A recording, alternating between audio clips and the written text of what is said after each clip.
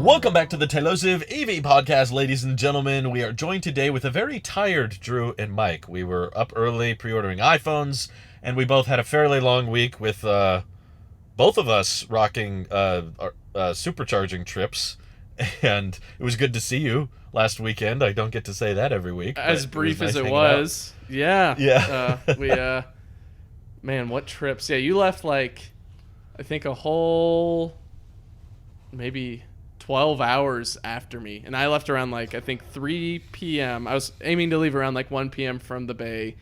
And got to San Diego around 12:30. It was about 9.5 hour drive and all that. Was it 12:30? 12:30, 11. Yeah, I'm surprised it was 9.5 hours for you. It's because we didn't have a good state of charge when we left the house, and we left the house at 2 o'clock instead of 1 o'clock, and then we supercharged in the Bay before leaving because we also needed some food in our bellies because my wife was getting done with work, and I just got done with the podcast or whatever from last week. Mm-hmm. And so we needed food, so we stopped at a Safeway that has supercharger, got food, and ate while it supercharged up to I think 90 something. And then drove that all the way to. I wanted to stop at Firebaugh. I wanted to check out Firebaugh. Unfortunately, didn't get to see Firebaugh, but we did stop at Harris Ranch, which is one that my wife's been to and loves. And I got to enjoy that. I think Drew will put it in the image right here of the 60 superchargers that I saw at Harris Ranch that they're starting to build, or they've built. They just have to, I think, give it power and all that. But it'll be interesting. I've been seeing some updates on Twitter too. They've been working on it for a while. Right. It already has, I think, 16 superchargers with 4 pull-in stalls. So if you have a trailer, you can pull in. You can't pull through, but it's pull in. And then the one at the 60 superchargers kind of in the adjacent lot, I think only has 2 pull-through stalls, which is kind of a bummer. But I think it's a decent amount. But, I mean, we've got, in that area, I think it's really smart what Tesla's done is that they have Firebaugh, Kettleman City, Firebaugh, Harris Ranch, and Kettleman City. And so it's great to distribute, these, it's I think 60 at each of them, or something like that. Or they're supposed to be more I than went to 60 Kettleman each of them. City. So it's I think in total, in that region of I think an hour apart, or maybe 40 or 50 minutes apart, there's 180 superchargers waiting for travelers. So it's a really great way that Tesla set it up. Harris Ranch was really hot when I was there, by the way. And then we went everywhere. We went down to the Grapevine, the little town right before the Grapevine that I think is actually called Grapevine, and then got some food there and supercharged it up to 90%, because I think at Harris Ranch we only charged 70 or 80 to get us down to the Grapevine. Oh, okay. And then from there, after sitting there for a bit and it got dark, when we went from the Grapevine, when we left the Grapevine, we had enough charge to get to San Diego at I think 12 or 20%. So Gotcha. we didn't have to stop again. So it was only 3 stops, technically 4 stops if you include the initial charge in the Bay Area, but 3 stops overall. Not bad. But that was it was kind of in the hotter hours in a way, from 3 p.m. to 12:30. So I guess we got some of the cool stuff. You left at it was 3 hot. or 4 a.m. I think. We left at 12 hours around later. 4:20. Nice. Exactly. In the morning. And the drive down was really, really hard because we just hit the worst traffic I'd ever seen in my life. Bad. It was very bad, and I guess it's just Labor Day weekend. We should have anticipated that. Where I live, there's never traffic, so I'm not used to thinking about that. But the in-route navigation kept rerouting like crazy because I'm pretty sure superchargers that it would route us to would get full, and then it would route us to a different one.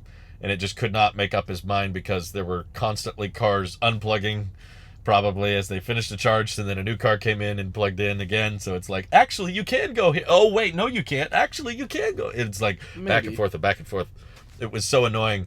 But the way back was very fast. Actually, it was you did in the time that I went down. Yeah, and I was going a lot further.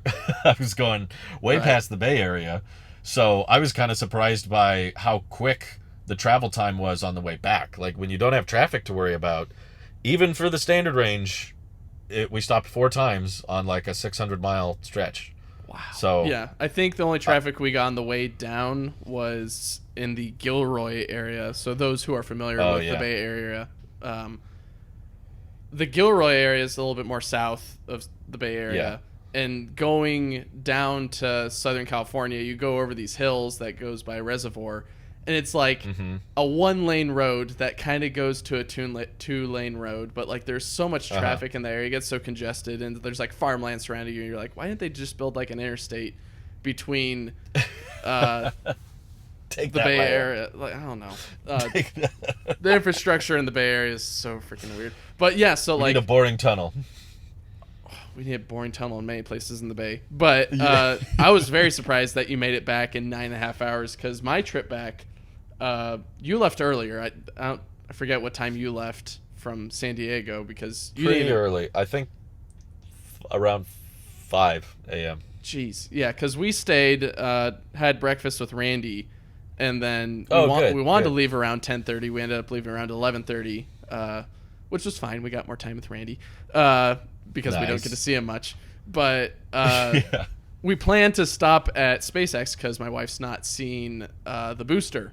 And it just so happened at the same time also the booster that took some Starlink satellites, I think, was coming back into port, or it was in port at Long Beach. We didn't go to that one. It would have been nice to see one that just landed and was on the barge and was getting offloaded. But it's like far away. That'd be fun. You might not be able to see it. But sure. we stopped at the Hawthorne supercharger, charged it up, and of course, like, it's like 108 degrees, so like everything feels so hot. Oh, like, yeah. It's not a short walk from that supercharger in Hawthorne to the SpaceX headquarters. Right. It's not short, but it's not long. It's like a decent amount. Like, if it's a cool day, it's a nice pleasant walk to stretch your legs. But like during a hot day, by the time we got to the booster, we're sweating like profusely. Right. We're like, this was a mistake. We should have brought water with us. Yeah.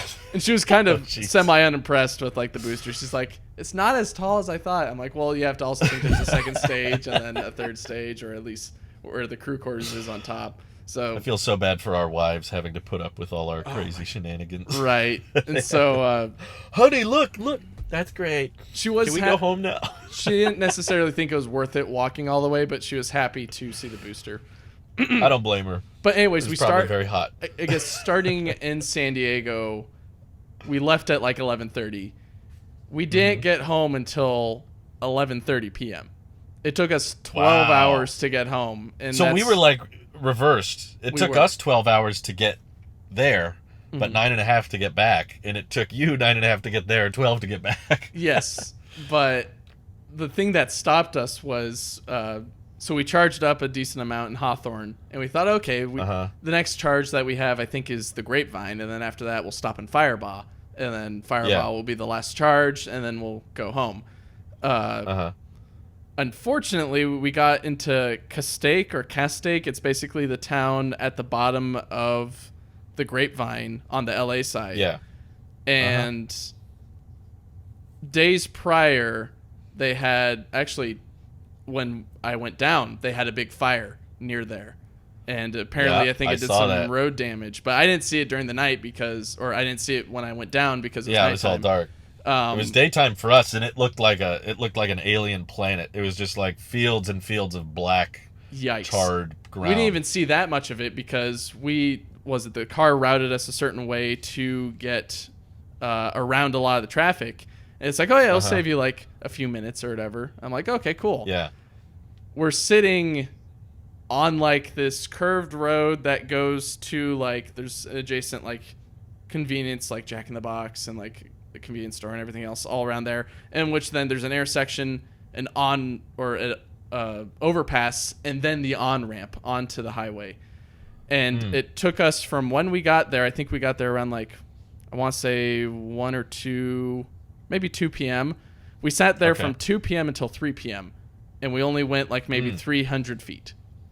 Right. Really? It was terrible. Wow. Enough to where I told the wife, like, just get us some food from the Jack in the Box. And of course, at that time that I did, a police officer came, dispelled some of the traffic, and was ordering people to just leave. Like, don't even try getting on the on-ramp. And of course, at that time, I'm at that intersection, and the wife's not in the car. And he's like, go down this road, which is like the way that we kind of came, but it's just like another way to get around. And I'm like, oh no, you gotta be kidding me. So I turned because I'm not gonna argue with the cop.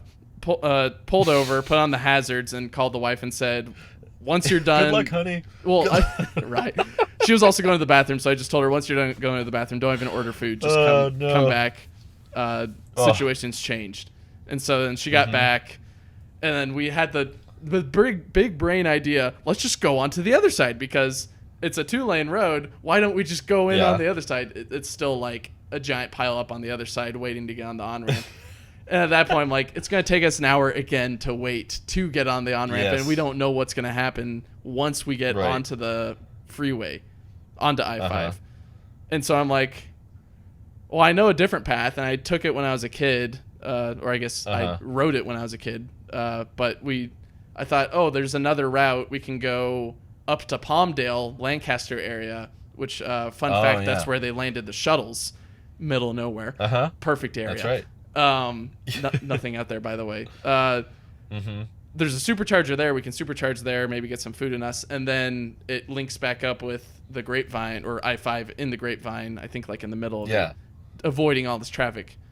So we did that, but because we waited like an hour and a half at that on-ramp, and then took an alternate route, which adds like another hour, an hour and a half, it basically was an added 3 hours to our trip. Whoa. Oh and even so, we weren't taking like really the quickest route because we were at like I think 30% when we got to Palmdale. I think if we went slow, we probably could have made it to the Grapevine. But we were tired. We were waiting there for an hour. We didn't have any food in us. Let's just stop in Palmdale, eat food there, and let the car charge. And we did that. But it was nice because a lot of those stretches in Palmdale are just long, straight roads. So it was fantastic just to activate full self-driving, and then there's nothing going on. So you're like, oh, cool. A solar farm. Oh, look, a wind farm. They should put more here because there's literally nothing. Like, if you guys don't know the Palmdale area, just go on Google Earth or Google Maps and look at it. There is nothing but desert. It's literally the Death Valley's right next to it. They should definitely put a whole lot more sustainable energy out there because it's going to get used by LA at least. That's true. It's a good idea. So we're short on power, right? And now we're in this heat wave. So imagine like doing this road trip with all the heat and the car sucking up all the energy and all that. Anyways, because of you actually mentioned at the perfect time because it was so hot, we had the air conditioning running really high. Right. And we couldn't because we charged in Palmdale up to like I think 97%. That couldn't get us to Firebaugh. We had to stop either in Harris Ranch. I think we could barely make it to Harris Ranch, or we stop in Kelman City. So we stopped at Kelman City, which is nice because I've been to Kelman City before. It was nice to see some of the updates that they did. Like they added the big lights to the solar overhangs to shade you while you're charging. I didn't notice that. Yeah, those weren't there before. The whole lit up strips. And then I also noticed that when you put in Kettleman City, it routes you to the bigger supercharging area at the bottom, or you can go left up to the actual, like, the original one. And we didn't go down to the bottom one because I wanted to see what differences or changes that they've made to the original location. And also, I know that the inside area is very nice, and it's got nice bathrooms, and if they have the amenities open for the coffee bar or anything like that, it'd be nice to get some coffee after weathering through the crazy trip that we did. That's awesome. Yeah, so it was nice taking a break. I didn't really get too much footage at that point, but because I was taking some footage just for fun. But I was pretty exhausted. But I will give them credit. Like, the traffic was terrible. It sounds like both ways, depending on the time of day. But I never once was at a supercharger with a line. No. I never reached a supercharging stall that was out of order. Nope. And I always got peak speeds of what the car could handle. You know, there was one supercharger I went to that was in a parking garage, so it wasn't like a what do they call it? Urban supercharger. I think that supercharger. I think I've been to it from what I can recall from your footage. I'm like, that looks very familiar. I think I've been there before, and it sucks when like they don't label on those superchargers. You have to pay to get in because you get there, you're like, yeah, I wish we need they to would charge. Well, they do now, but it's okay. I didn't look very clearly. It said like parking fees may apply, so it's not like it doesn't tell you what they are. Okay. And thankfully, because we only charged for like 20 minutes, the parking was free, so we actually didn't have to pay anything for it. But if we would have stayed over the 30-minute, then it would have cost something. But the nice compromise I think Tesla made with that supercharger is the kilowatt hour price is much lower than all the others. Pretty much all the other superchargers we went to were like 45 cents to 48 cents a kilowatt hour, whereas the one in the parking garage was 28 cents a kilowatt hour. And I was like, this is cheaper than home. Like, right. We got to charge up as much as possible here because these are the cheap ones, other than, of course, the paid parking. But we didn't know it was free until we left because I had to take the ticket and everything. And I put the ticket in the machine, and it's just like, have a nice day. I was like, Sweet. okay, thank God. We just left. But yeah, wasn't like, as far as like, I'm seeing so many complaints on Twitter these days about Electrify America and how many stalls are inactive or not working properly, and we've talked about it on the podcast before, but just the simplicity of supercharging stations is so brilliant. Like, after now charging a total of 8 times since ownership of this car, like just being able to have the car, the navigation was a little confused, but once we got to our destination, there was always a stall available. And, they basically just say, if you're at a V2, don't park like directly next to someone, which I would have done that anyway. Even at a V3, I wouldn't park right next to someone if I could avoid it. No. Unless it's just crazy busy. But most of the time, there was spaces between me and other cars charging, and you just plug in. I didn't have any like, oh, it's not plugged in properly, or any billing issues, or, nothing like that. It just charged.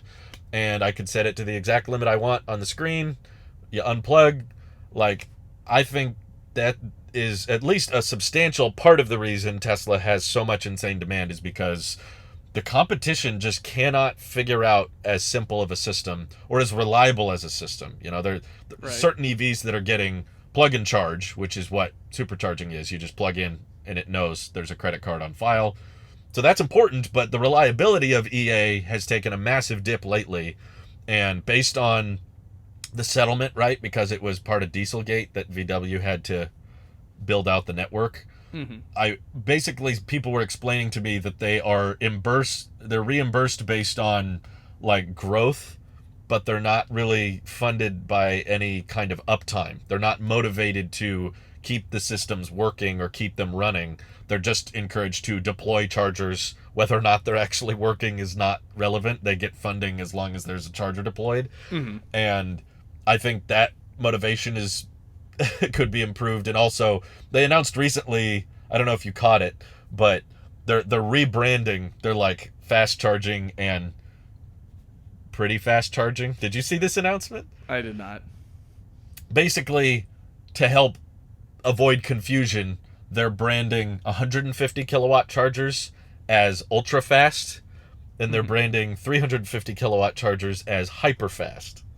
Interesting. So, and they have special logos and branding on those charge stations. And the hyper-fast ones are like shared loads between two EVs. So like if one, it's not like the same as V2 shared loads. It's like if it detects that one EV can accept a higher charge curve and the other EV can't, then it's like one cabinet that is charging both at their optimum peak speed. Okay. So, you could plug in a Lucid Air and get 350 kilowatts, but after 70%, it's probably not going to be 350. So then it can give that load to the Ioniq 5 right next to it. And it sounded smart, but I just don't think it's a branding issue. Like, I feel like maybe I'm wrong, but I feel like most EV people probably know the difference between 150 kilowatt and 350, or maybe they don't. I think those who are interested in EVs or are early adopters are, but those who are just looking for an EV to get out of this gas crisis that we're just in, even though prices are getting a little bit lower now, sure, they don't know. And so there's kind of like learning the octane levels, Right, but at least what you were told by your parents is just choose the smaller one or the smallest one available. The cheapest and go one from there. is what I was Unless told. you had Yeah. parents who were very gracious enough to give you a BMW that accepts high octane or something like that. No, not me. But Not yeah, me I either. do think that there's a lot more like enthusiast education that needs to be done for non-Teslas. Right. Like, because I keep hearing all these stories about like, well, if you're driving a Bolt or you're driving an Ioniq 5 or an ID4, you have to kind of know what your peak charge speed of the car is. And I would like to think most people know that, but I guess it's only reasonable to assume many people buying these non-Teslas for the first time might not know that. They might not understand that their car has a peak charge limit of 150 kilowatts, or in the case of the Bolt 50, they're just thinking, oh, charge station, cool, I'll plug in. So what can happen that can cause real problems is if like a Bolt takes the 350 kilowatt stall and is charging at 50, and then an Ioniq 5 or an EV6 shows up and they're like, hey, you don't need that, I need that. And they're like, what are you talking about? I'm an EV just as you. It's like, are they wrong to park there? It's like, yeah, but we can't like tow them, we can't like penalize them for being there. No, we can't you say can't it's be the same angry as at them icing. either. It's just they were misinformed or uninformed in this case. Yeah.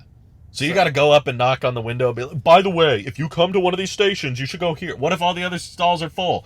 Okay, well, if they're all full, then you can take that one. But if they're not, you should also, if another 50 kilowatt stall becomes open, you should unplug and plug into that one so that a faster charging EV, and it's like, oh, imagine You basically become everywhere you the go having to explain embodiment that. of the subreddit of "Am I the asshole?" Basically, of like, am I the asshole for telling this person they're in the wrong charging spot? Like, It's a problem of like, you're right, but you have to kind of be a jerk to prove that you're right. And you're trying having to to go educate. out of your way to educate someone who doesn't want to be educated at the moment. They're just like, plug-in car, which Yeah. I mean, EA should make it easier, or at least like Plug-in car.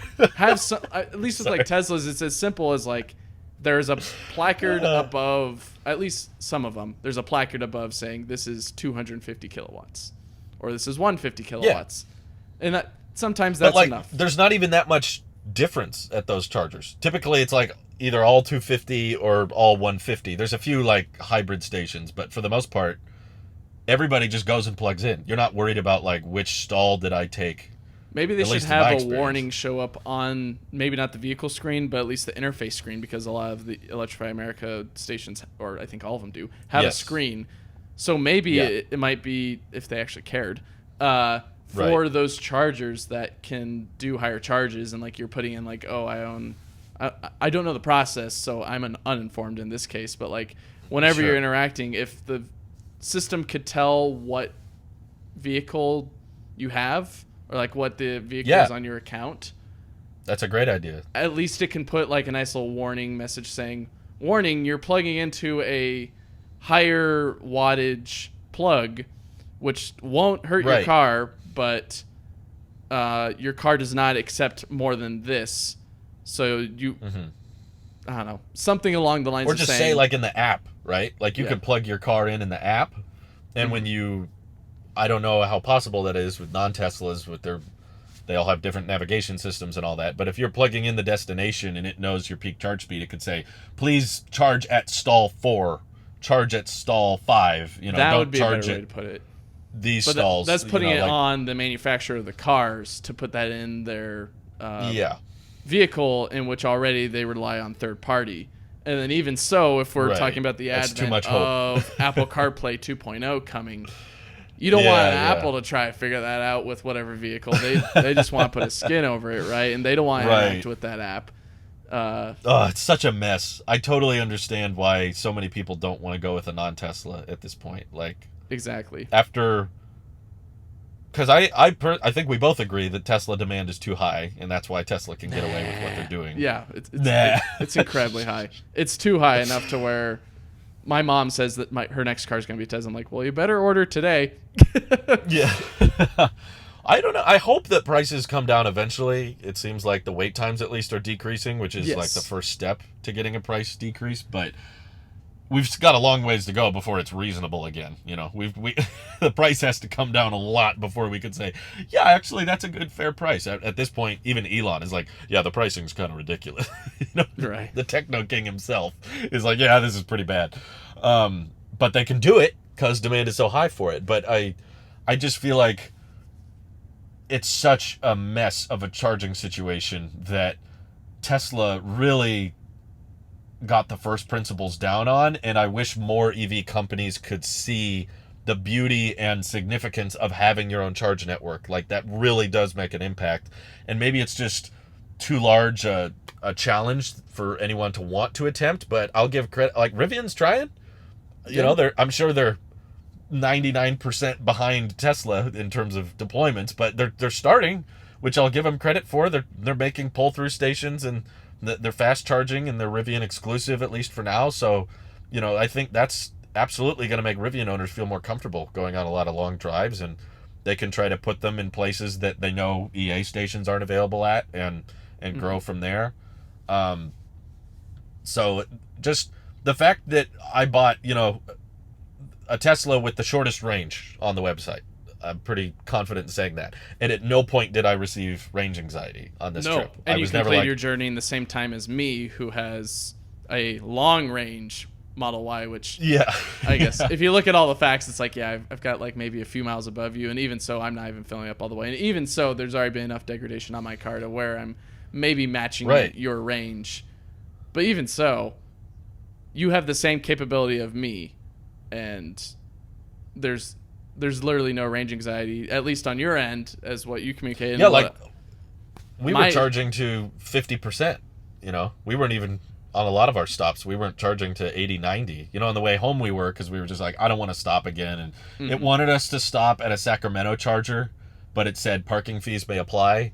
And I was like, I don't want to find out if I got to pay for parking. So we just topped off a little bit more so than we needed. More so than the car recommended, so that we could make it all the way home.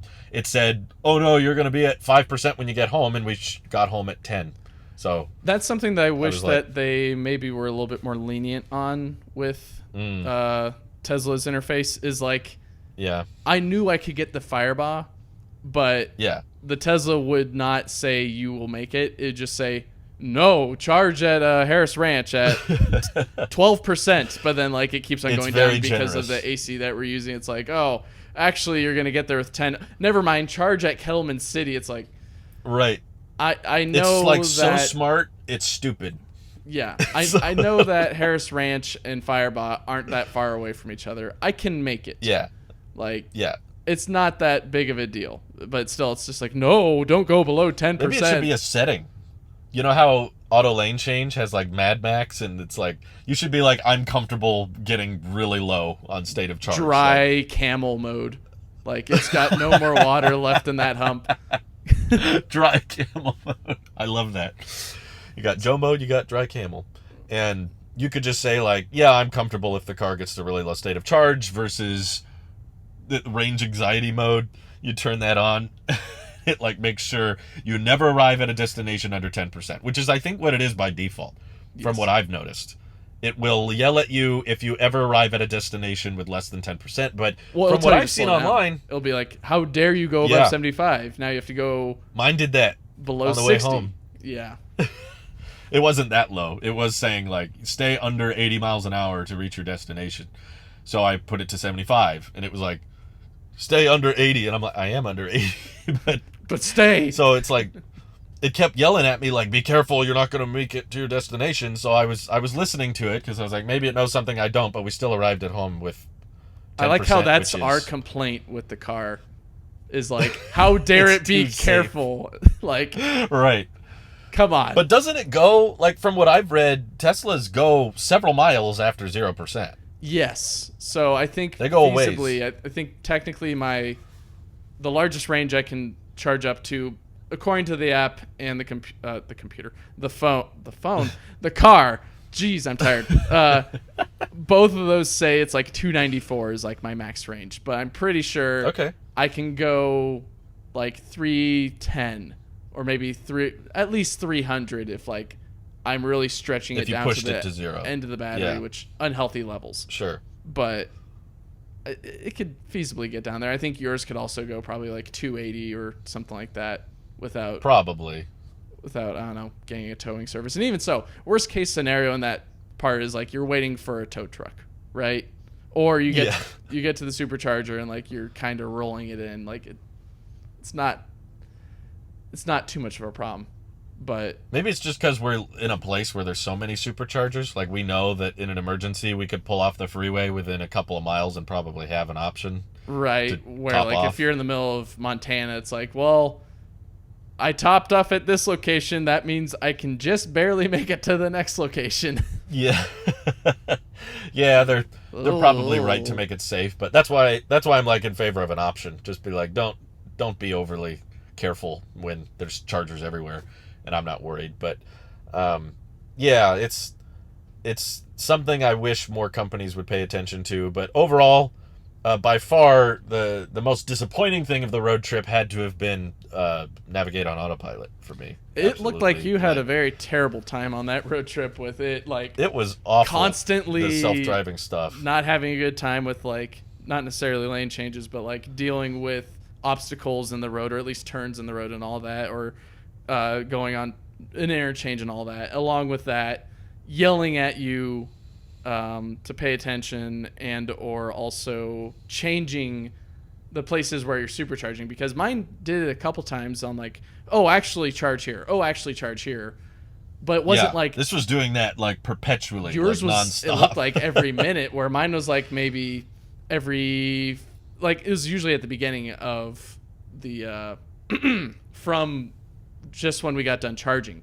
It'd be like, oh yeah, you can make it to like the Grapevine, or maybe not the Grapevine, but like you can make it to like LA, and it's like, yeah, wait, never mind, maybe charge here in Castake or whatever. And it's like, oh wait, never mind, actually charge in like the Grapevine. But like that's like within like a 20-minute period in which like you're driving for like 2 hours, so it's like one or two times that it changes the route. You're like, oh, okay, well, I guess that makes sense, because maybe I've been driving at 80 miles per hour or something like that, so the car is like, you're not being efficient. Where with yours, it's like unhealthy amounts of like, well, actually. It was every 15 seconds. Oh. And it was doing it for a long time before we started recording it, because I thought maybe it'll fix itself in a few tries. But it wasn't, so we were like, okay, get the camera out, let's start documenting it. And then it did it for the camera for a full, like, 3 minutes. You know it's bad when it does it for the camera. Yeah. There's a lot of things we couldn't get on camera because it was so random. Sure. But by far, the biggest frustration of all, because I could turn off navigate on autopilot, but the phantom braking was killer. Jeez. It was like 80 miles an hour down to 50 within a couple seconds.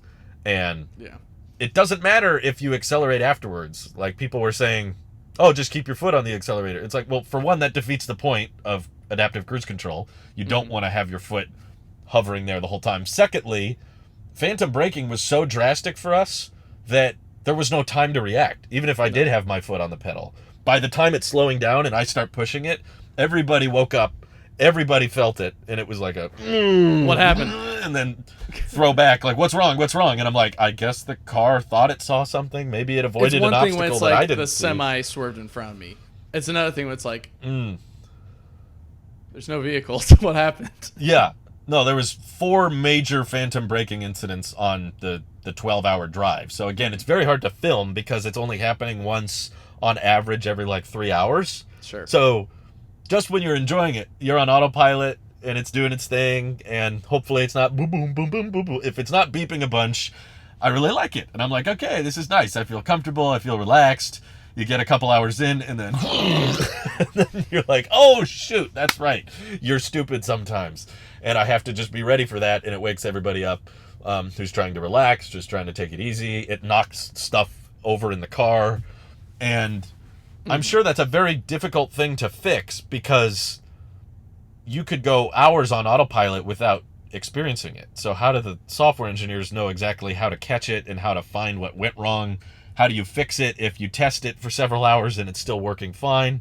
Okay, I think we fixed it, and then people still experience it. So by far, like, it's not the reason I bought the car. obviously it's a perk, but I'm still very happy with it. Just as a daily driver, just like the past few days, we're not doing major drives. We're just driving around town, visiting friends and family. Sure. And the pre-cooling has been a godsend. Oh, it was Charging great from on home. this. I was using it as well, but this whole week, Yeah. which we'll get to at some point with all the heat waves in California. Yes. It was great after a day of work and you're getting into the car. It's like, oh, this is better than like a furnace. But I know. Every time we got into my old car in this summer heat was just like brutal, and it would take a while for it to actually get cool enough, and you're just roasting. So the fact that I can come out to the car and it's at 69 degrees every time, Nice. and I'm just like, oh, this is so nice. So I'm not like, I hope people understand when I complain about Navigate on autopilot, I'm not saying like I hate the car or I sure. regret buying it. I'm just saying that's by far the most disappointing thing. That was Sure. not what I And expected. this is not something that I've ever experienced, like that level of annoyance and fear, at least with the car. Yeah. Like the amount Especially of when people like, are behind you. right, you've got two people that you love and care about, and they don't know what's going on. You don't know what's going on, and you're like, well, I thought I trusted you. I guess I Right. don't anymore. This is supposed to be safer. This is supposed to be the safest way to drive. instead and like it's the whole like- point I don't know.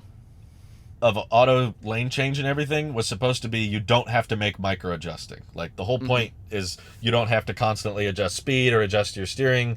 But no matter what setting I put it on, I found myself constantly having to micro adjust. Like if I had automatic lane changes, but you have to like tap to confirm, I would have to be canceling them all the time because it would Right. keep asking and it'd say, no, let me ask again. No. Still no, let me ask again. Stop. And if I ignore it and I don't hit cancel, it would start to bing at me. Right. I don't know if they changed that in a future update, Nope. but it annoyed me It's because still in on the mine. comments... Okay, it's not just me. In the comments, people were like, Drew, just let it be confirmed a lane change and then just cancel it if it's not right. And I'm like, well, now I'm micro-adjusting. I'm Well, yeah. constantly saying, So no, that's what I no, have it on. No. And even so, yeah, it's like, no. And if you don't, then it's like, are you there? Shake the wheel, please. And you're like, Right. ah. Yeah, sometimes even with my hand on the wheel and I'm applying, I drove 20 hours or so with the car. I know exactly how you're supposed to hold the wheel so that autopilot doesn't nag you. Right. And there are still stretches where even when you're holding it properly, it'll beep and go doo-doo really loud, mutes the music, especially through construction zones, which there's just a lot of on our drive. And it's just really annoying. And I wish you could turn it off, but there's no like sounds section. I only And, got one warning like that, and that was just because I was looking at the screen for too long because I really wanted to go to Firebaugh, and I was trying to figure out how do we get to Firebaugh. And then the car's I like, thought pay it was attention. doing that too. I'm like, oh, whoops. Because it is kind of a bad muscle memory if you're used to the car driving itself and there's so many settings and map things. You'll start to... I noticed that a few times.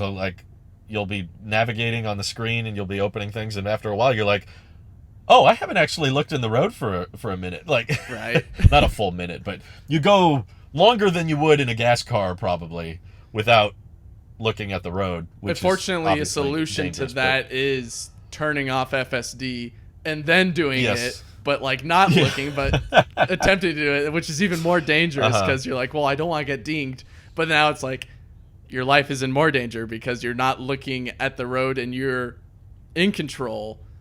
FSD is Yes. not on and you're still fiddling with the screen. Like, stop. Like, but right. Yeah, I guess have the that's worse, passenger huh? deal with it. But like when you have passengers who are sleeping in the back, or like my wife Sure. reading a book or something else, she doesn't want to fiddle with the screen and try to do the things that I'm No. trying to do. You've got your own thing No, in no, no. mind, but like at some Yeah. point you just have to accept either I just drive the car like a car, which it is, or I just is a let car. it take me where it's going to take me. Yeah. In which that's what we did, at least on my end with Kettleman Mm-hmm. City, because it's like, okay, I guess we'll settle with Kettleman City, even though it's really cool. I guess we'll settle with it. We'll settle. Because it's nice seeing, it Yeah. was nice comparing Harris Ranch to Kettleman City and be like, oh, Yeah. they have their differences, but they're good differences. Like with Kettleman City, Sure. you kind of have some. Well, you've got like the nice lounge, but you also have some restaurants nearby.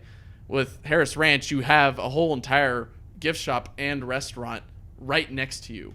It's like right there, and bathrooms that are not too bad either. But it's not like a dedicated Tesla experience. It's just more of like, oh, cool, I could pick up some jam or some what are they called? Not scones. They're the little ice cream sandwich things. Macarons. Macarons. You can get some macarons. Yes, yes. It was like, oh, cool, I love macarons. So it was nice. I don't know if the car is smart enough to do this, so I was going to ask you, but maybe the audience knows the answer. Are Teslas connected enough so that it realizes when it's routing too many cars to the same charger? Yes. It knows that. Okay. Or at least it'll know. That's probably why mine was rerouting so much then. Maybe. Because... I don't think so, honestly. I think yours is just having the jitters of like being on a different build, honestly, because yours just sounded like hell. Or I had like... Yeah, lots of people were saying something was wrong with mine, but my software is set to advanced, and it says I'm on the latest version, so... Interesting, because I never had any of the issues that you did, and even so, like when mine did it, it was like very infrequent, and sure, it wasn't a problem. And I think I only got one instance of phantom braking in the whole entire trip, and that was... You do have radar. Yeah, and that was only because there was a person on the side of the road in like getting out of their car, in which I was already looking, and the car still surprised me and my wife by saying, "Watch out!" And it's like, we're fine. He's on the side of the road. I can see him. We're good. That's happened to us multiple times too, where it's like they're not even in the road. Someone's just like walking on the sidewalk or something, but the car doesn't know that. And I'm like, we're fine. Relax. Like it's overly cautious, which I guess is better than the opposite, but still. I think if you just let me turn off the sounds, it would be like 80% less annoying. Or at least dim it a lot more, like Joe mode extra, because it sounded like Joe mode didn't do much. Joe Pro mode. Joe Ultra. Plus. Joe Plus. It's a subscription, but just an option to like substantially dim it so that it's like barely audible. Or one of the notifications thing they have for auto lane changing is they'll vibrate the steering wheel. Just do that, it, or like, flash it up on the wobbles screen, it back and forth on the corner, like I'm not saying change the screen or tactile. Yeah, it doesn't have to be. You can audible. you can put the red waves, just like there's blue waves with autopilot. If you're not paying attention, if there's something wrong, you could do red waves. You could vibrate the wheel. There's other ways to notify someone than beeping. Maybe someone's like, well, what if they're asleep? That wouldn't wait. It's like, I guess, but can't you just check a box that's like, I don't fall asleep in the car? I don't know. No, they can't do that. Can't do that. They legally can't do that. But it just sounded like you had the very worst experience with like some weird build of FSD, or at least your car. At least it was the free trial. I wasn't going to do the free trial. I was planning on subbing for the full month, and then after we got back and I realized it hadn't charged yet, I was like, no, I was really underwhelmed and disappointed by this. I don't want to pay $200 for it, even for 30 days. Like, and I checked with people in the beta program, and they were like, yeah, they haven't added anybody for months. So I was like, okay, I'm probably not going to get the beta. If I was, I would have subbed for sure. But nah, I was like, I just don't do enough highway driving to justify this. But sure. Well, coming from someone who's owned FSD for I think a year now, or the beta for a year now. Yeah, that's right. And has done this, I think, road trip kind of twice, but this one with a whole lot of caveats. Road tripping with a Tesla, from my perspective, was a good experience, and it actually forces you to get out and stop. And like, even in the case that we were in, like, we already wanted to stop in Palmdale and charge and get a bite to eat, and we had the luxury of having the superchargers right next to an Olive Garden, and we're like, oh, there you go. Let's just go to the Olive Garden. Let's just eat there. And we stopped. Went to the bar and ate, and it was great because it was air conditioned. We got really good food, or at least decent food. It depends on how harshly you judge Olive Garden. But it was a nice forcing of like, we could have easily, if we're in a gas car, just like breezed through Palmdale all the way up and just been miserable and still get home relatively on time, or like a little bit less. Or a little bit or what am I trying to say? A longer duration than we planned for. Sure. But it forces you to stop. And that's maybe the great thing about it. And it's getting in that mindset of it's okay to stop and take a breath and like stretch. Yeah. Even if like you're ready to go. I think I'm maybe at that age. I'm 27 now. I'm at the age where it's like I don't need to get from A to B as quick as possible. It'd be nice. Yeah, yeah. But it's nice to actually stop, take in a breath of fresh It's air. healthy, even. Yes. Physically recommended to not sit for that long. And I've done it. I've done this exact same drive to where we met up with Randy in the gas car. I know what it's like to drive a car over 500 miles without stopping, and I don't miss it. I did not. I wasn't regretting the getting the standard range. I wasn't like, oh, this wouldn't be a problem if I had a 400 mile. It was like, no, I think honestly, if you road trip with a standard range Tesla, you'll probably feel like you don't need as much range as you think you do, because you'll realize, oh, I'm not charging to full.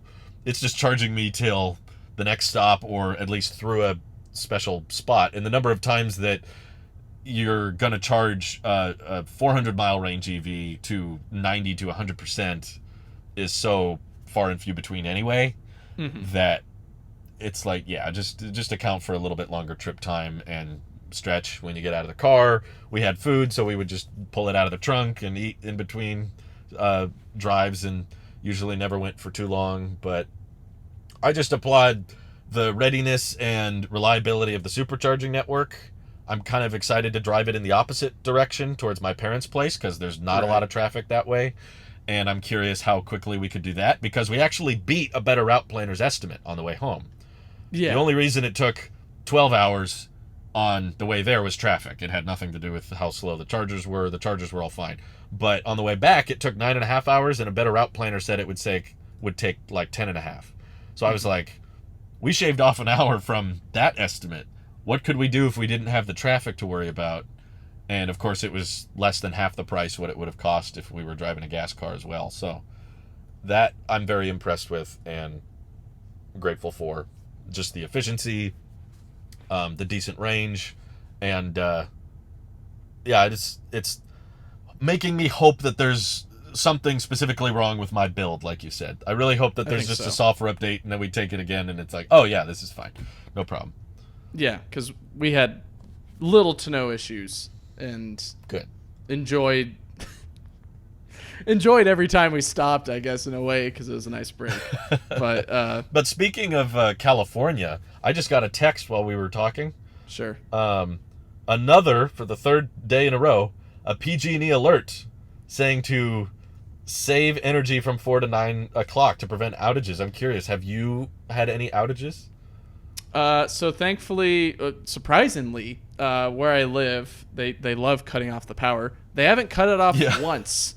And good. That's kind of the surprising thing, because we got a whole bunch of them last year. But I do think the key difference that has happened this year that has stopped a lot of these outages to occur in my area is the virtual power plant. Yeah, the virtual power plant that Tesla's doing right now. Isn't that cool? They've done it, I think, 9 times this week now. They've done curtail a lot of the blackouts. At least, I don't know if it's in the Bay Area, but at least in California as a whole, they've been able to stop a lot of these from occurring as much as they have. I did witness power outages during the week. It was so hot. Wait. So here's the thing. This was like, I think, was it Tuesday or Wednesday? Either or. Okay. I think it was Wednesday, or maybe it was Tuesday. One of the days, it was super hot. It was really hot, and I have hard to tell. I don't know what day it is anymore. I guess it's Friday since we're recording. I keep overheat protection on in the car, so that way it stays as quality material as possible and ages well. Because of how hot it was during the night before, because it was really hot enough to where, like, I didn't sleep well at all. I was sweating the whole night. And it got even more hotter the next day because it retained that heat. The car dropped in the time that I was at work from, I think, 6:30 a.m. in the morning to, I want to say, like, 5 p.m. or 4:30 p.m. or something like that. It dropped 10% of my battery during that time in overheat protection. And that was enough to where I barely had enough to get home. I was going to get home with like 1% battery. And really? Oh my God. It was like, my wife's like, don't go supercharge at Santana Row. because they've got Okay. covered charging, so that way you're not in the sun getting destroyed. Yes. And then also you can walk around and go check out the Tesla store like you like to. I'm like, it's not a bad idea. Sure. So I ended up stopping at Santana Row, plugging in, eating up, of course, the wonderful peak charging rates. Cost me, I think, like maybe $20 to do 50% or something like that. It was an insane amount. But I was going to go get dinner at a place nearby. I think it's called Yard House. Oh, yeah. And unfortunately, when I got there, the lights were off. There was a whole bunch of people sitting in there, and smoke was starting to fill the room. I'm like, shoot. What's going on here? They're like, it's a power outage. We're not seating anyone. I'm like, I see a whole bunch of people in there already. Wow. I guess we'll cancel my order because we ordered online on the way there. I'm like, okay. I guess we'll cancel it. So Shoot. they had outages on that side of Santana Row, but what's funny is on the other side of Santana Row where the Tesla showroom is, which is one of the most frequented showrooms in the world, I think. The power was fine because I think they had a power pack, or not power pack, but a Mega power wall supporting that area. But also, even the parking garage where I was supercharging, I was still supercharging, it was still getting power. So I think that side of Santana Row was powered on a different side, or powered a different way than the other side, which is kind of weird if you think about it. But it is. I was able to supercharge glad they had during storage, this outage, though. which was great. I was able to not be stranded, or at least like get to home with 0% and not have a charger at home. So I'm like, okay, well, right. I don't know what to do now. So that was nice. But also a little side tangent. I think I put it in the chat that we have. I got to check out a Plaid Model S. Finally! Wow. Okay, Yes. I see your picture. Unfortunately, I didn't get to drive it, but they had it in the showroom. It was the first time I've seen a Model S there in a very long time. I think last time you were there, Drew, in that very same spot was an updated Model 3. That was, I think, a standard. That's right. range. That was my first time sitting in this kind of car. Right. Was right there. I recognized the look, though. Yeah. So it was nice checking out the Plaid Model S. How was it? Was it different from your expectations, or is it kind of what you thought it would be? That's a great question. I think it met my expectations. Yoke-wise. Okay. The yoke felt weird. I wasn't able to rotate too much because it was parked and all that. But I kind of like pretended like to rest my hand on it while like it's FSDing or driving itself and all that. I'm like, this is all right. I guess it could work. And then like resting my hands on top of it was like, oh, that's not bad. The only thing I had to complain about is the yoke sits really low, and you can't really push it up that high. Did you try to adjust it? Yeah, I adjusted it like I don't think I adjusted the seat. So maybe it was on easy entry to where like it was far out, but like at least my feet could touch the pedals, but the yoke could not go as close to me as my wheel does in the Y. And that's probably the difference between my crossover SUV Y and this sedan Model S, and also the wheel, or the yoke in this case. But that was the only thing I was a little bit perplexed by, is like, why can't it go higher and closer to me? This is a little bit of a reach, and I'm already like a 6 foot tall guy, so it's like interesting. So maybe a lot of people in these Model S's sit a little bit closer.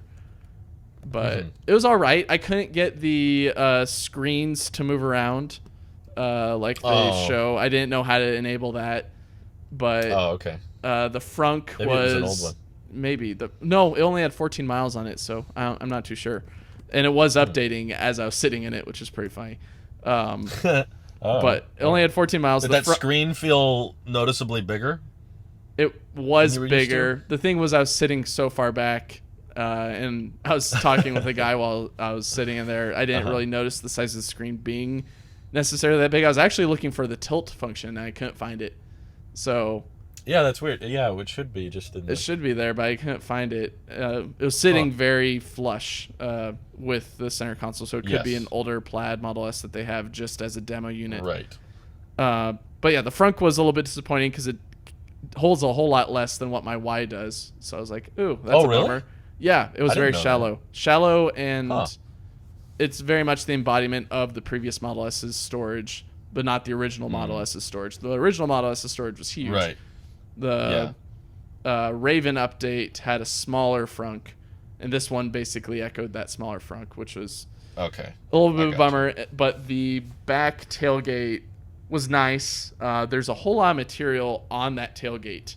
Yeah. Like it's huge. Like it when you open your Model 3's trunk, you can like kind of see the thickness between like the inner side felt, where like if you had packages in the back that would kind of slide back if you accelerated, it would bump up Right, against right. that.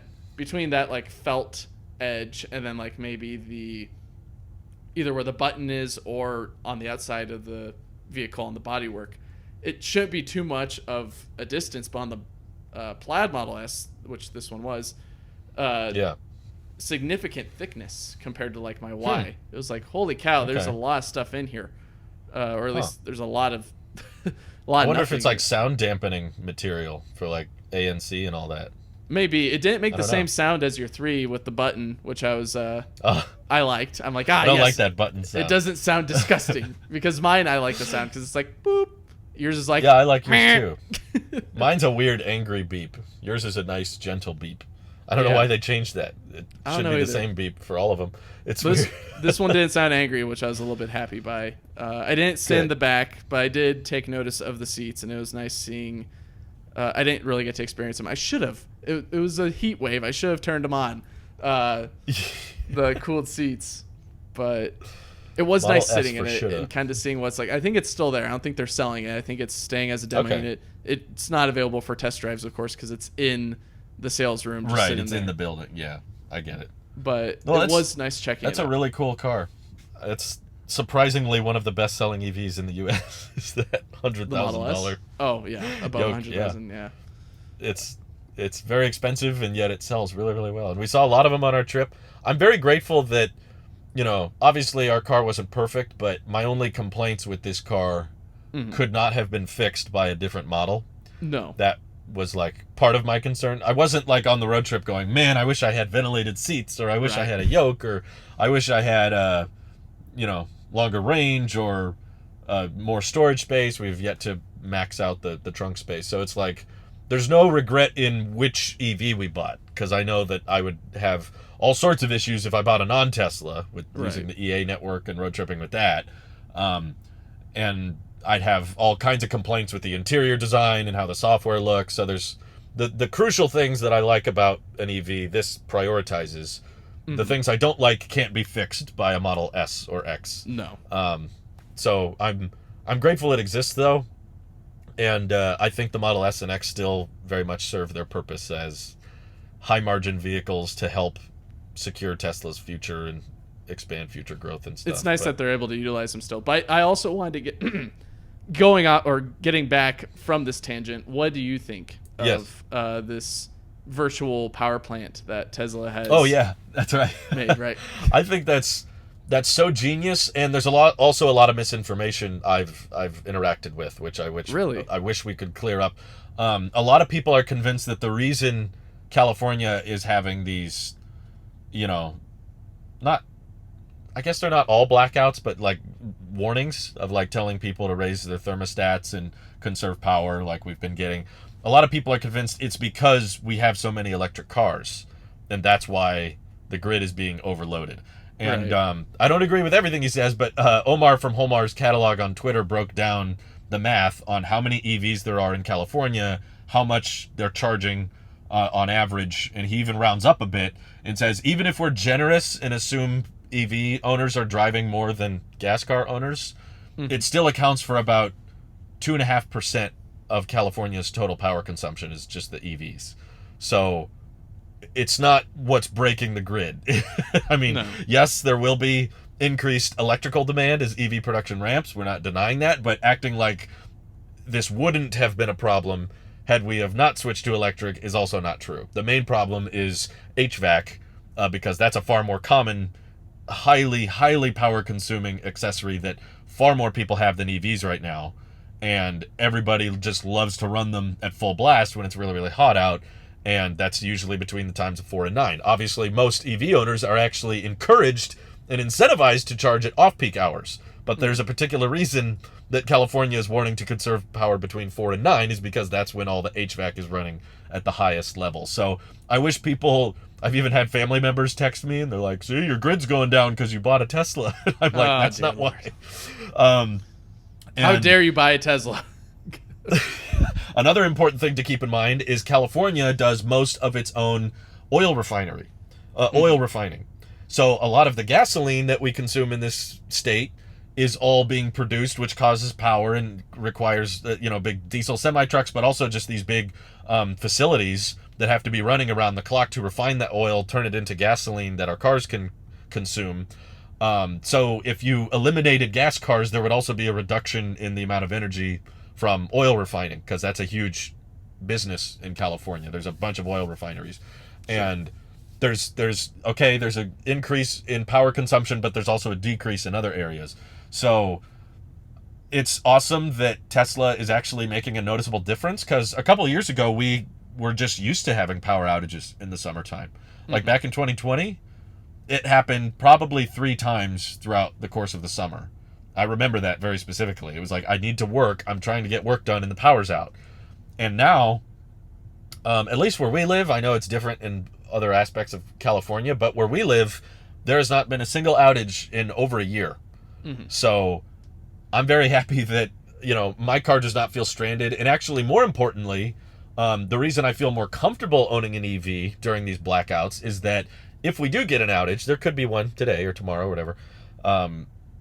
If we do get one and the AC is not working, which our AC doesn't work very well anyway, but we know we could all come in the car and run the HVAC and be cool and even have a screen to watch content on, and we could just relax. We have chargers. We got USB-C ports everywhere. We got too many. We just hang out. Yeah, I've been seeing people on subreddits say that when they have blackouts, they just get in the car, pull up Tesla Theater. The seats are really comfortable, and you could just run the HVAC for hours and hours, which is why, it's probably a good idea to leave it at a fairly high state of charge in case there's a blackout. But we don't have vehicle to grid with this car, but I can just go in the vehicle and accomplish most of the same task. The same goal is just, I want to be comfortable and I don't want to overheat. So that makes me very grateful I own an EV, and also very grateful that PG&E has ordered mega packs. I think they've even installed some, and that's likely helping offset. And I was also very impressed that I was reading the news about this after the warnings were sent out, because I don't know if you got one, but I got like a Amber Alert style. I got about 2 of them. Warning. Yeah, I got like the phone screams at you, kind of like autopilot. It's like, the phone makes all this, everyone's phone in the house lights up and it starts screaming. And I'm like, oh no, is there a fire? Because we're used to getting those alerts when there's a fire nearby. Right. And the warning just says, conserve power, like we're going to lose the grid if we don't consolidate our energy. And of course, I'm inside the house at 90 degrees, like, okay, I'll turn down the AC, I guess. So I don't think we were the problem. I, of course, never charge my car between 4 and 9. I always charge it at night, just for heat reasons as well. And the fact that after they sent out the alert, there was a very noticeable drop in power consumption. Like, tons of people across California were like, okay, I'll do it then. They were like, we don't want to lose complete power, so maybe having the thermostat at 78 instead of 72 would be worth it, so that we have something. Or just turning it off and going somewhere else. At least... True. When we got back on Sunday, it was Labor Day on Monday, and there's several routes to the beach, and we saw on several of these routes when we were just looking at the maps, several of them were filled to the brim with cars. Like, you could tell on the map, like, it was a standstill getting to the beach, and then in the evening, standstill getting back all the way until like 10:30 at night. Which just shows that people actually did care about getting out of the heat and consuming a little bit less power through HVAC, at least, where they're consuming power, I guess, with gasoline and oil and all that. But like, they were at least not staying at home being like, That's what I asked my wife. I was like, Okay, I know that our house is hot anyway, and we're only using a little window unit, so I don't think we're the problem. But I was like, should we turn off the AC and go in the car? And she was like, well, either we could be hot in the house when the power goes off, or we could be hot in the house and hope the power doesn't go off. So it's like, either way, it's hot in the house. So who cares? But no, I know California has a lot of problems, and, I hate a lot of the traffic, and I hate a lot of the laws and taxes and stuff, but I felt a little bit of California pride when I found out that the alert actually had an impact, and they were like, all right, we saved the grid. We didn't have a blackout because everyone got the message and lowered it. The downside, of course, now California knows that works. So we're probably going to get a lot more alerts now every time the grid even gets remotely overloaded. Send out the alert now, because they know it's fairly effective. But I went to a family friend's house, and I was just kind of laughing because they said, before I got there, I was texting them. I was like, hey, are we still on for tonight? And they were like, yeah, but it's so hot in here. I'm baking in my own home. And I was like, oh, okay, I hear you. I understand. I was like, it's hot here too. And I get there. It's like 75 degrees inside. I'm like, oh, this is so cool. This is so nice. And they're like, oh, we normally have it under 70, but they told us to raise the temperature to preserve the grid. And I was like, oh, okay. I didn't want to brag, so I didn't tell them. You guys want to get some iced drinks and I don't know. Right. Play a board game inside. Yeah. There was a paradox as well, because I also heard in an alert prompt that they said, like, if you're worried about blackouts, go to cooling centers. Where I was like, I guess they have centers that they keep running with high HVAC so that people can go there. And I was like, doesn't that increase the energy demand, though, if you're running cooling systems on top of it? I don't know. Maybe. It didn't make sense to me. Maybe but I'm just... They could. That's a good idea, actually. But I'm grateful that California saved its grid, and it also just makes me really, really passionate now that Tesla should immediately start production of domestic lithium iron phosphate. Like, that's going to be the best chemistry for Powerwalls and for Megapack. And the more batteries we could distribute and do more things like the virtual power plant, where people can just opt into it, power the grid, or if they don't want to, they don't have to, but it's like you're missing out on free money because they literally pay you back for that energy you put back into the grid. Right. And I was like, imagine if we drastically lowered the cost of Powerwalls. And I think the only reason they're expensive right now is because they're so high in demand, and Elon himself has said, like, it's hard to... we can't even sell them without solar right now because so many people want them. But if we got to the point where production could meet demand, and Tesla was actually encouraged and incentivized to lower prices, and he said in the future they want to eventually start selling Powerwalls without solar again. And I was like, that's going to be game changing. And the fastest way to get to that world where if like you could buy a Powerwall for like under $7,000 or something, like if you could get one for $6,000 or $5,000, even if you don't have solar on your house, I think it would just become a really popular thing to be like, let's have home storage so that if there's an outage or if we want to put energy back in the grid, we have a backup. Right. And especially with more people working online, more people working from home, having $5,000 to ensure that you'll still have power during an outage is absolutely going to be worth it. So definitely worth it. It's something that I'll look forward to with whenever I move. Definitely going to get Powerwall and solar, whether it's from Tesla or a third party, because there's also third party Powerwall type of things as well. So we might just go with that. Yeah. But it's great technology, and it's just a matter of scale. So that's ultimately what will fix most of the distribution, is how quickly we can build them. And I think CATL has proven you can build LFP very, very fast with going from... Did we even talk about lithium iron phosphate at Battery Day? Was that even a thing back then? Like, I think they mentioned not... Probably not. They did say iron-based cathodes. They mentioned iron-based cathodes, but they weren't saying like 4680 LFP. Like, they weren't combining those things together. They were just saying that 4680 is the future of our batteries. It's just these will be more higher nickel and these will be more higher iron and all that. Yeah. And it feels like from then to now, we still don't have a way to buy a 4680 Tesla. They've like basically scrapped that one and are just doing 2170s. And yet we went from no LFP being used in Teslas back in like what, early 2021, I think, is when Mm-hmm. China started using it, to now where Tesla literally came forward and said, like, almost half of our vehicles are LFP. Right. That only happened within like a couple of years, basically, less than 2 years. We went from no LFP batteries to half the lineup is half of the vehicles we deliver are LFP. So I'm like, if you can scale that quickly, then your best bet is just building them here instead of having to ship them over. And now that the patents are expired, that should be possible. So Sure. I'm I'm biased, but I'm kind of in the camp of like maybe we should kind of abandon this whole 4680 thing because it seems to just keep on going. And it's like, well, maybe next year we'll get it right. Maybe next year we'll figure it out. And then we get it and we're like, oh, the energy density isn't that great and it's not that much lighter either. And it's like, okay, I know you're trying, but at a certain point you have to be like, our job is to accelerate. We are supposed to speed up this process. And if 4680 takes 10 years to get right, then maybe just do it in the background and focus on ramping LFP for now.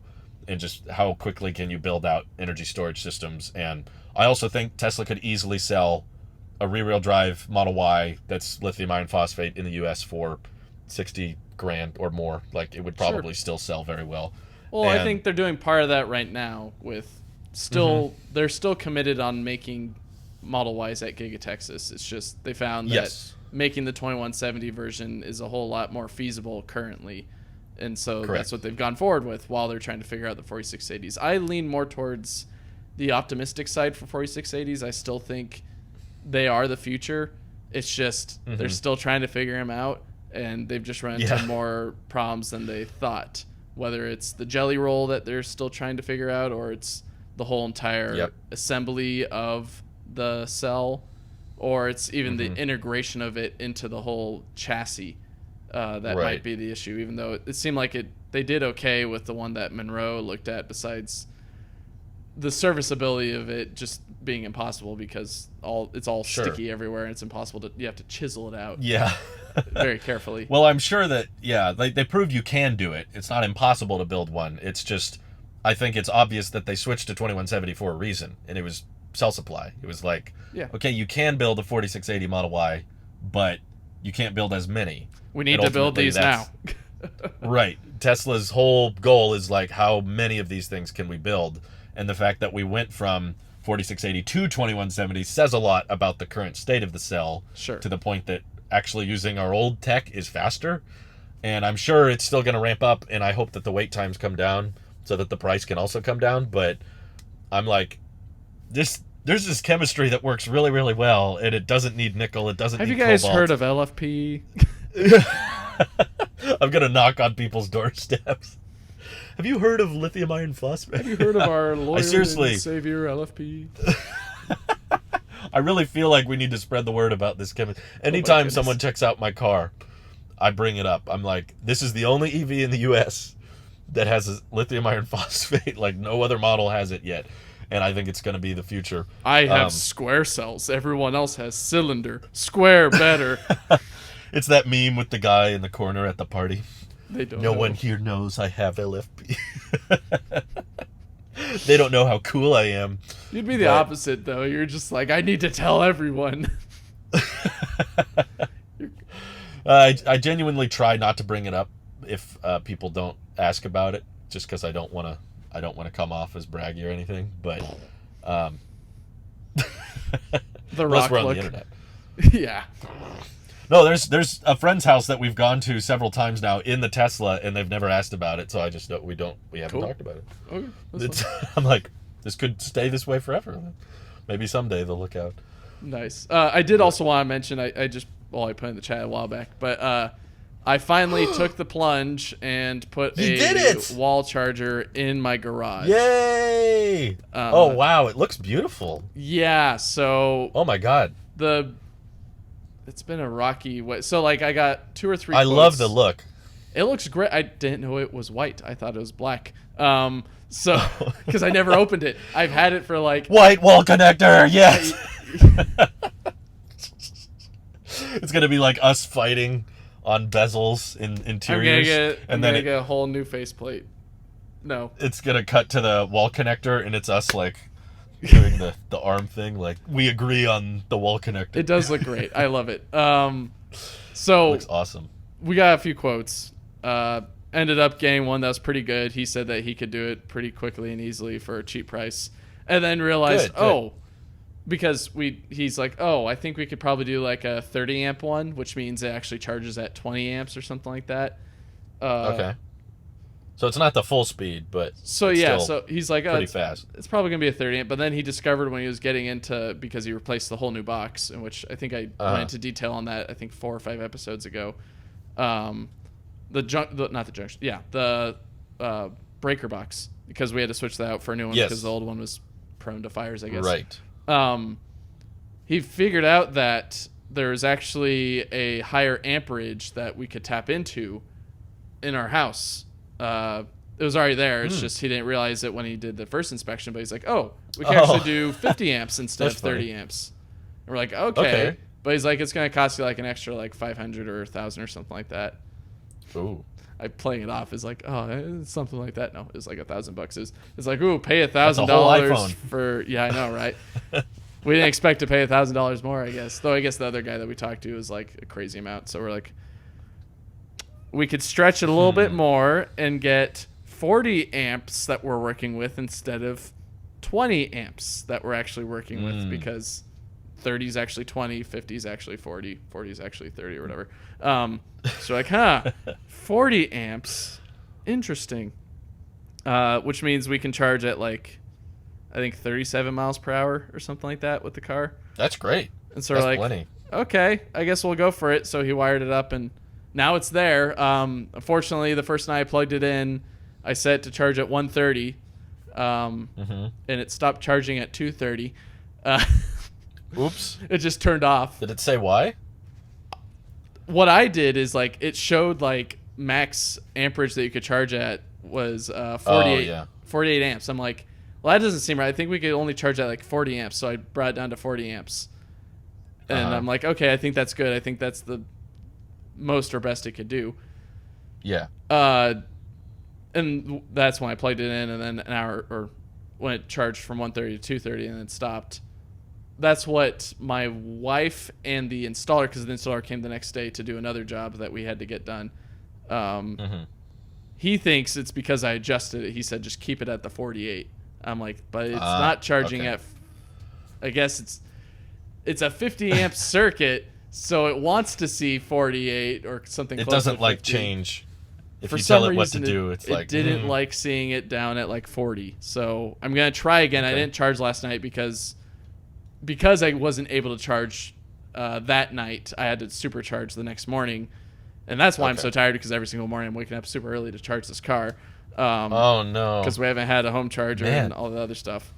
So you just can't get a break with this home charger. No. So thankfully, we'll try tonight, and I'll give a report probably, maybe not tonight, maybe sometime over the weekend. Depends. It's going to get cooler. Gotcha.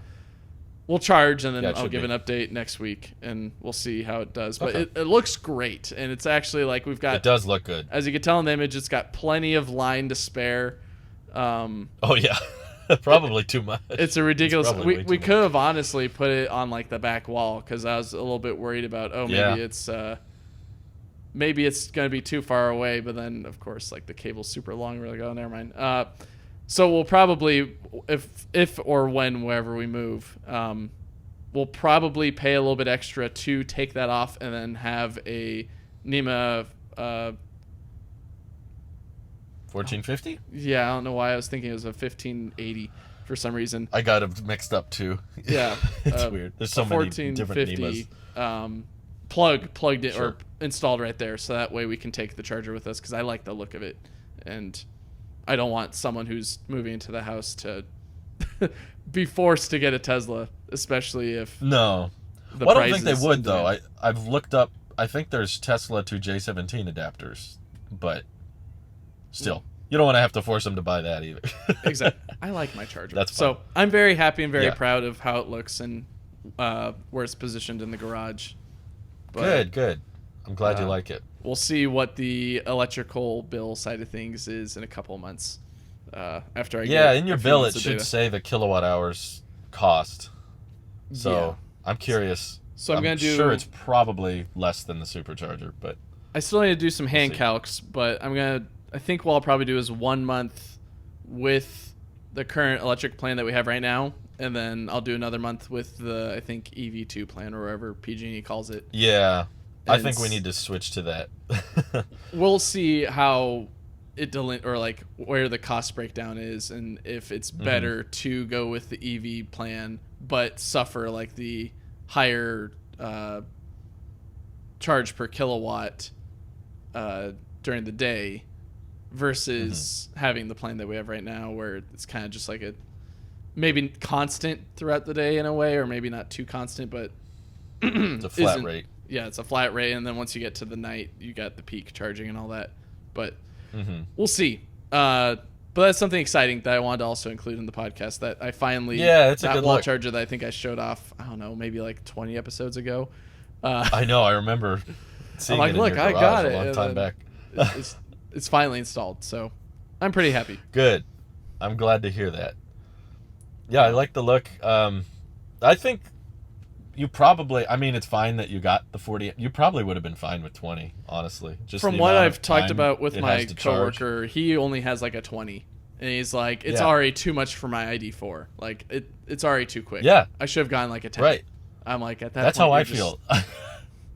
It's like a 110. I already feel like we went overboard with the NEMA plug, because the car is a 62 kilowatt hour battery pack, and when the NEMA's at full speed, it's 7 kilowatts.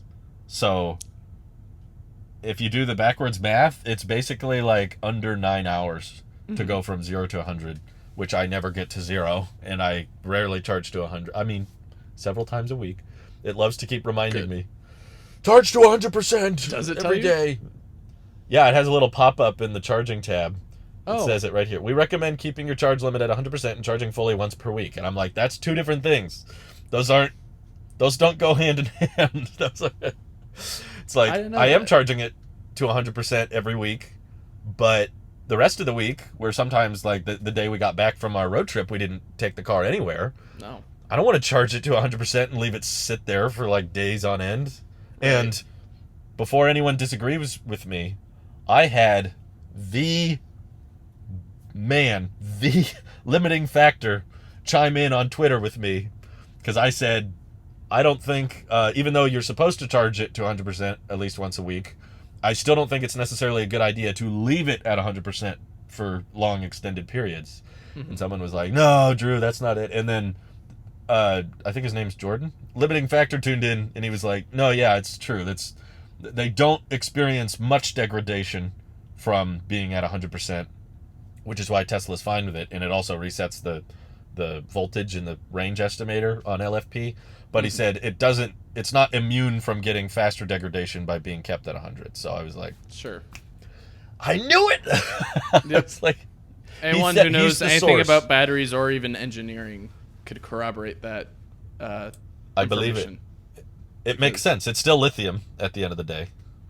It's still a lithium ion, and even though the chemistry is a little different and it needs to be up to 100 fairly regularly, doesn't mean just leave it at 100% all day for days on end. So I'm trying to see how well I can take care of this battery over the long haul. And that's why I leave it at 69 most of the week. That's hilarious. It stays right there. Did you see that a certain EV truck is coming back from the grave? Oh, In the yes. news. That was a surprise.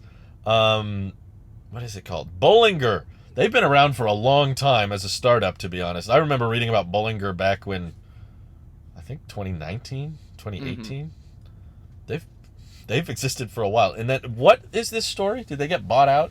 So no, they're teaming up with Mullen Automotive, who's actually been around. They've technically, a lot of their team has been around since 2002.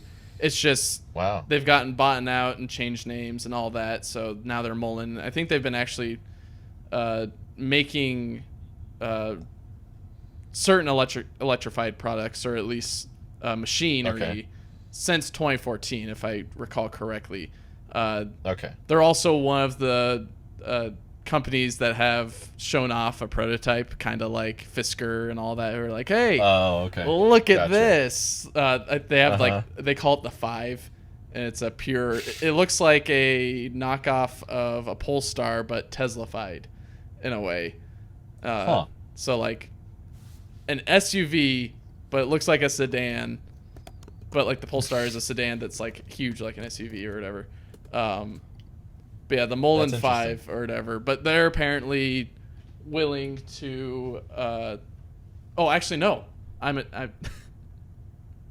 I retract my previous statement. Okay. Just because I see the information right in front of me. Mullen acquired a majority of ownership in Bollinger Motors Incorporated. I see. So it is them taking over most of the company and saying... It's like a quiet buyout, basically. Yeah, and we're like, we're going to bring this back, which I think is... It's an interesting thing because, like, Bollinger abandoned the B1 and B2 because they're like... I know. It's not worth it. That was sad. We need to focus on something that will get us money, which is like a platform that people can buy. But Right. I guess they weren't seeing much success with that, even with all the updates that they're giving. And so Mullen's just like, we're going to buy you out and we're going to bring back the two cool products that you announced before. Someone really liked those things, I guess. I don't know about you, but I was never a tremendously big fan. They seem to want to go to nostalgia with the interior. Well, it's very bare bones. I think we had a conversation about this many episodes ago. Yeah, no screens, no nothing. Yes. And we had that discussion about them approaching Tesla about getting supercharging access. Oh, that's right. And we had the whole discussion of how there's no screen, so how can you tell? Like, what do you charge it to? Is there an app or something like that? I guess you'd have to use the app. Right, and so the only reason why I'm very excited, or maybe not very excited, I'm decently excited about Mullen kind of pulling the reins of Bollinger to bring back these cars is like the idea of being able to store very large pieces of wood in your truck after coming back from the hardware store is very appealing to me, only because I've had to deal with that recently with getting a whole bunch of very like 20-foot long pieces of wood for a little project that I'm doing at my house. And I can't fit it in my truck that has a 5.5 foot bed. It's basically sticking out diagonally and then needs a little red flag. And it's sticking out a significant amount. Actually, it was the other way around. Sorry, my bad. It wasn't sticking out the back. It was... sticking up. It was sticking up above, and the worry that I had was, oh no, it might hit an overpass, in which... Maybe, but it had enough distance to where it was fine. But something like I think is it the B2? I forget which one's the B1, which one's the B2. Basically, the truck one. Let me double check. Sounds nice because you're able to like push it all the way through the whole entire cabin to where it's bumping up against the front of the frunk, or I guess the back. It'll of the go frunk. through the front, I think, too. Well, you can open up the frunk, but like I don't know if you could fold down the frunk to where it even extends past that, but even so. Oh, okay. I thought I saw a picture of it with that open. Yeah, but like being able to at least have the frunk down, but like the wood basically inside the frunk going through the pass-through underneath the front dashboard, through the whole cabin, through the bed, and then maybe overhanging it a little bit on the back of the tailgate. And like that's like 20 feet of wood or something bigger than that. Very modular. That's true. Very modular and very invaluable to those who live in the city who don't need that much range, kind of like those who are kind of like what the F-150 Lightning is filling right now, like those who just need a city truck to drive around and do some of their outdoor activities in that way. This would be a great competitor thinking about it now, if they can bring it in at the price point of the F-150 Lightning, even though it's smaller and maybe equivalent range or a little bit less. Just the fact that you've got that pass through, I think, is worth it in my opinion if you're doing a lot of projects. Yeah, there's a market for it. I could see. I definitely don't think they would be very aerodynamic by any means. The design is very boxy and it almost. I think looks it might like go there was through some no revisions at this point. That wouldn't be a bad idea. It's kind of Jeep-esque. Kind of old style Jeep. Or like the new Gladiator with the truck. Yeah, kind of like that. But I mean, options are good. You know, I could imagine some people may be sick of all the screens in all EVs these days. So rather than having another Blazer effect, you know, another crossover that's mildly futuristic with some screens but some buttons, and you know, some like weird revision of another crossover we've already seen a million times. Instead, they're going all like analog and all like dials and knobs and stuff. Mm-hmm. And that could be really refreshing in an ocean of displays. It's not for me, but I could see someone enjoying that. I don't remember what they said it was going to cost, but I thought I remember in the early days hearing that the Bollinger was going to be very expensive. Yeah, I think Maybe that they was their initial changed that. estimates, and that's why they abandoned it, because they're like, we don't know how to build this effectively, so we're just going to make chassis or skateboards, and then I see. have companies buy it and then put a chassis on it or something like that. But Right. apparently Mullen thinks that they can do it. So I hope they can. We need as many electric trucks as possible. So yeah, it's please not do it. Hummer stupid, but I think it's Hummer. At least smart. it has some It's practicality. everything that the Hummer doesn't embody, which is like utility. Yes. Right. Right. Hummer's all about like lifestyle off-roading with your big expensive SUV truck. Very I don't know. wide body. It's truck, a weird yeah. market. I don't know. Somehow they got a lot of people buying them, but it's definitely a weird vehicle. Yeah. Do you have any I'm sorry we have so many notes we didn't get to today. That's but did all you have right. any other Final thoughts? subjects you wanted to cover? No, I think we could probably close it out here, Drew. I appreciate right. you taking the time, and it's Thank always you. fun talking about EVs. And I know y'all probably don't find too much interest in our personal road trips that we take, but it is some information that I think is very helpful towards those that are looking to get an EV and are interested in what some people's experiences are, or at least Oh yeah. it's a nice viewpoint into how my trip was down, where I'm like, wasn't that bad besides the way up, versus Drew's, where it's like, I don't think I want FSD anymore. Yeah. So, yeah. I it's need kind another of- free trial after they Right. update it. or maybe just commit for a month and maybe it actually fixes itself. Or I'll probably try it if they start adding people to the beta again, and I have Sure. a higher likelihood of being added, and then I'll also have all the other navigate on autopilot and stuff. But yeah, no, I love hearing your experience, and I hope you guys enjoy hearing our experience with EV ownership, because sometimes there's a lot in the news, other times there's not, but we had a lot of Tesla stories to cover today. So thank you all for tuning in. Have an excellent rest of your week. Bye bye.